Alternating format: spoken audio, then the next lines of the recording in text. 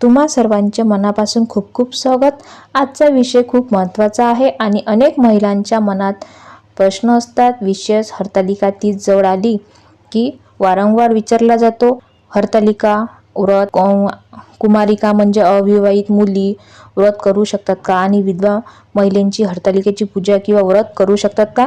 त्याआधी जर तुम्ही चॅनलवर नवीन असाल तर चॅनलला सबस्क्राईब करून घ्या आणि हा व्हिडिओ पूर्ण पाहण्यासाठी, सर्व माहिती घ्यायसाठी व्हिडिओ हा पूर्ण पहा। चला तर आता आपण पाहूया हरतालिका व्रत कोणी करायला पाहिजे। हरतालिका ही माता पार्वती आणि भगवान शिव यांच्या भक्तीशी जोडलेले एक श्रद्धेचे व्रत आहे। माता पार्वतीने भगवान शिवांना पती म्हणून प्राप्त करण्यासाठी कठोर तपश्चर्या केली होती, अशी या व्रतामागची धार्मिक कथा सांगितली जाते। म्हणूनच अनेक विवाहित महिला आपल्या पतीच्या दीर्घ आयुष्यासाठी, वैवाहिक जीवनासाठी, सुख शांतीसाठी आणि कुटुंबातल्या मंगल कार्यासाठी हरतालिका व्रत करतात। पण फक्त विवाहित महिलांनीच हे व्रत करावे का, हा आजचा व्हिडिओमध्ये मुख्य विषय आहे। सर्वात आधी कुमारिका मुलीबद्दल बोलूया। कुमारिका मुली हरतालिका व्रत करू शकतात का। अनेक ठिकाणी कुमारिका मुली देखील हरतालिकेची पूजा आणि व्रत करतात। यामागे मुख्य श्रद्धा म्हणजे माता पार्वतीने भगवान शिवांना पती म्हणून प्राप्त करण्यासाठी तप केले होते, त्यामुळे अविवाहित मुलीही भविष्यात आपल्या चांगल्या जीवनासाठी मिळावा यासाठी हे व्रत करू शकतात। माता पार्वती कृपा राहावी आणि भावनेने पूजा किंवा व्रत करतात। मात्र इथे एक गोष्ट लक्षात घ्या, कुमारिकेने व्रत करणे हे श्रद्धेचे विषय आहे। प्रत्येक मुलीने उपवास करायलाच हवा असा नियम समजून घेऊ। लहान मुली, किशोरवयीन मुली किंवा ज्यांना आरोग्याशी संबंधित काही समस्या आहेत त्यांनी कठोर निर्जला उपवास करण्यापूर्वी पालक आणि आवश्यक असलेल्या डॉक्टरांचा सल्ला घ्यावा।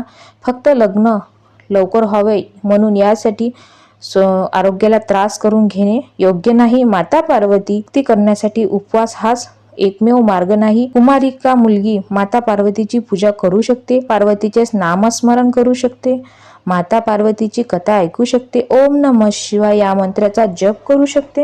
विधवा महिला हरतालिका व्रत करू शकतात का, हा प्रश्न महिलांच्या मनात असतो आणि या विषयावर अनेक ठिकाणी वेगवेगळ्या प्रथा आढळतात। काही कुटुंबामध्ये विधवा महिलांनी विशिष्ट सौभाग्य व्रतापासून दूर ठेवण्याची जुनी प्रथा आढळली आहे। कुटुंबामध्ये विधवा महिलाही शिवपार्वतीचे भक्ती पूजन व्रत करू शकतात, म्हणून या विषयात सर्व हिंदू महिलांसाठी एकच सर्वत्र पद्धत आहे असे सांगणे योग्य ठरणार आहे।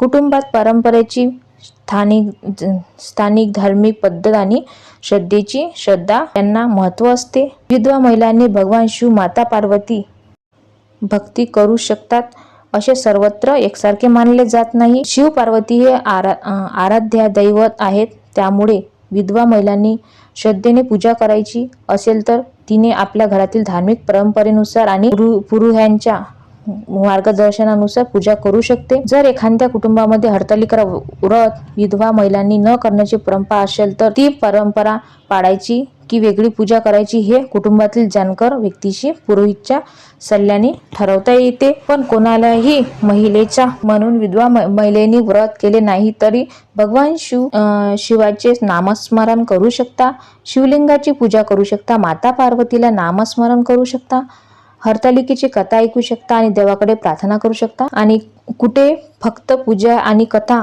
केली जाते, कुठे कुमारिका मुली व्रत करतात, कुठे विधवा महिलांसाठी पूजा वेगळी करण्याची पद्धत असते, कुठे वृद्ध महिलांनी उपवास न करता पूजा करण्यास सांगितले जाते। म्हणून आपल्या घरची परंपरा जाणून घेणे महत्त्वाचे आहे। जर धार्मिक नियमानुसार संभ्रम असेल तर आपल्या कुटुंबातील जाणकार व्यक्ती किंवा विश्वासू पुरोहिताकडून मार्गदर्शन घ्या। अनमुक व्रत करू नका, तुम्हाला पूजा करता येणार नाही, पूजा स्वीकारली जाणार नाही।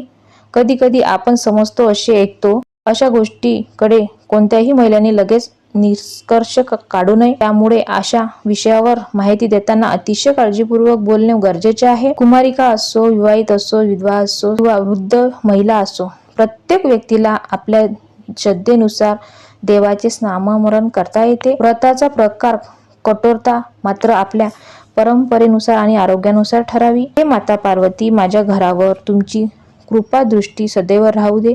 हे भगवान शिव, माझ्या कुटुंबातील प्रत्येक व्यक्तीला सुख शांती लाभू दे. देवाला आपली श्रद्धा आणि भावना महत्त्वाची आहे, त्यामुळे स्वतःला त्रास करून पूजा करण्याचा हट्ट करू नका. माता पार्वतीने भगवान शिव आपल्या सर्वावर कृपा करो. प्रत्येक मुलीला कुमारिकेला सुखी आयुष्य लाभो.